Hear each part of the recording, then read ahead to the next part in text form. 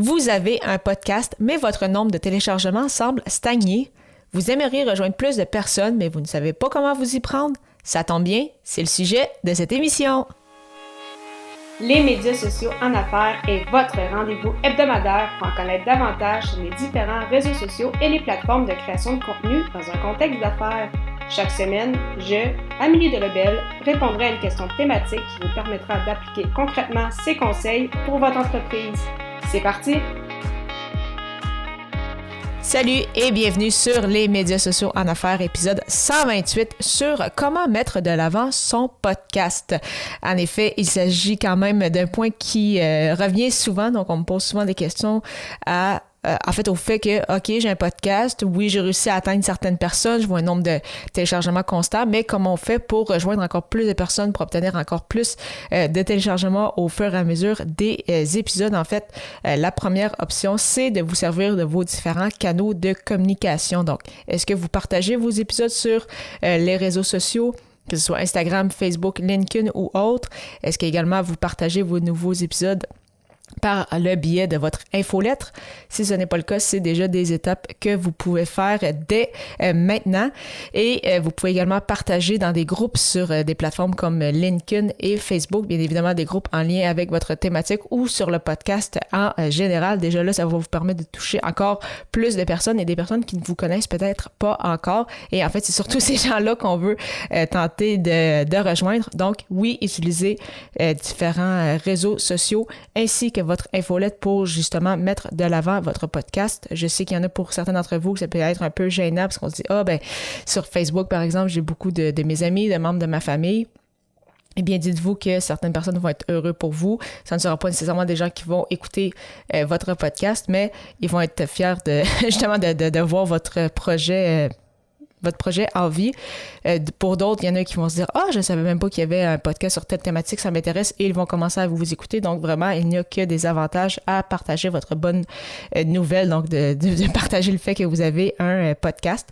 Si vous faites appel à des invités pour, par exemple, des entrevues, pour des panels de discussion ou autres, vraiment important de demander gentiment, bien évidemment, à vos invités de partager l'épisode dans leur réseau. Donc, déjà là, ça va vous permettre, encore une fois, de toucher à de nouvelles personnes qui ne vous connaissaient pas. Et si cette personne-là, cet invité-là est venu sur votre podcast pour discuter d'une thématique, il y a de bonnes chances que ce soit des gens, justement, dans votre niche, des gens qui peuvent être peut-être des clients potentiels.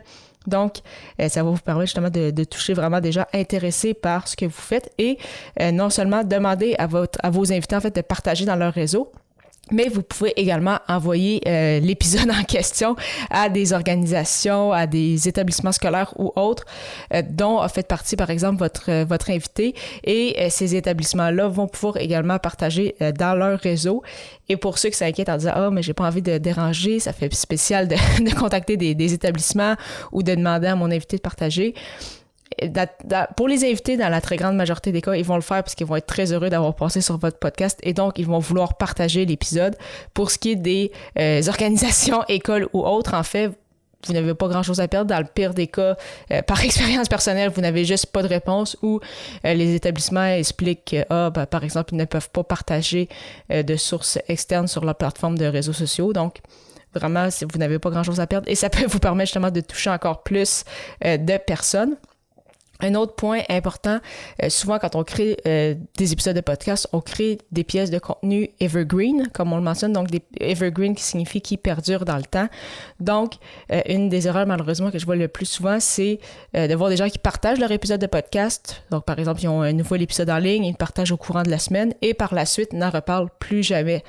Mais le sujet dont vous avez discuté il y a peut-être 3 mois ou il y a 6 mois ou il y a 1 an, il y a des bonnes chances qui sont encore d'actualité quelques mois, quelques semaines, quelques années plus tard. Donc, vraiment important de repartager également vos anciens épisodes parce que même une fois que vous l'avez partagé, ce contenu-là a encore de la valeur. Donc, c'est juste important ça, de changer un peu la formulation de présentation.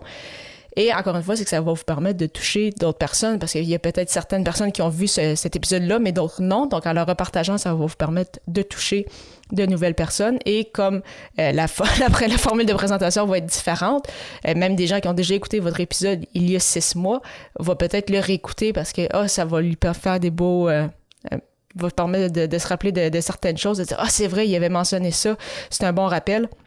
Donc, vraiment important, c'est ça, de repartager aussi vos anciens épisodes. Donc, vraiment, avec votre contenu en général, ne pas penser qu'une fois que vous l'avez partagé, cette pièce de contenu-là n'est plus utile, bien au contraire. Et c'est d'où la puissance, en fait, du podcast, c'est justement de créer du contenu qui perdure dans le temps.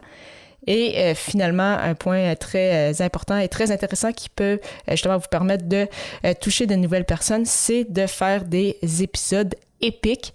Donc, pour cela, je vous invite à écouter l'épisode de l'Académie du podcast, l'épisode 244. Donc, allez simplement au academypodcast.com/244 en chiffres. Donc, on voit ça justement au sein de l'Académie du podcast, donc l'importance et la puissance que peut avoir de créer des épisodes spéciaux. Par exemple, faire un épisode à un plateau important, par exemple à votre 50e épisode, de revenir sur vos épisodes marquants, sur des entrevues marquantes et de mettre certains extraits et de mettre les liens vers les épisodes complets. Donc, ça va vous permettre de revivre certains épisodes. C'est les gens qui ont peut-être manqué ces épisodes-là vont vouloir les écouter. Créer des épisodes de table ronde avec plusieurs invités d'un domaine d'expertise précis. Donc, toutes ces personnes-là vont pouvoir après ça repartager cet épisode dans leur réseau, etc. Donc vraiment, les épisodes épiques qui vont pouvoir grandement vous aider aussi à justement donner un petit boost pour mettre de l'avant votre podcast. Donc vraiment, il y a différentes façons de faire. Le plus important, c'est vraiment d'en parler le plus souvent possible et de ne pas penser que vos anciens épisodes, parce qu'ils ont été publiés il y a plusieurs mois, ne sont plus d'actualité, bien au contraire. Et vraiment, ne soyez pas gênés de demander aux gens de partager. Dans le pire des cas, vous n'aurez pas de réponse. C'est un peu comme quand on contacte un invité potentiel. Il y en a qui vont être très honnêtes en disant qu'ils n'ont pas le temps de relancer plus tard. D'autres vont juste jamais nous répondre. Ce n'est pas plus grave que cela et vous pouvez justement avoir des belles surprises quand on commence à pousser un peu plus notre podcast. Et justement, parlant de comment mettre son podcast de l'avant, comme vous le savez probablement à l'heure actuelle, j'ai lancé mes 2 podcasts grâce à la formation de l'Académie du podcast de Marco Bernard. C'est vraiment la formation la plus complète que j'ai vue dans la francophonie avec plus de 30 heures de contenu. Si vous souhaitez infuser vos idées, augmenter votre nombre d'écoutes, générer des revenus et plus encore, je vous recommande vivement de vous inscrire au amiedelabel.com/lancer son podcast. Lancer ER. Lors du prochain épisode, je répondrai à la question: est-ce que le blog est encore d'actualité? Au plaisir de vous y retrouver.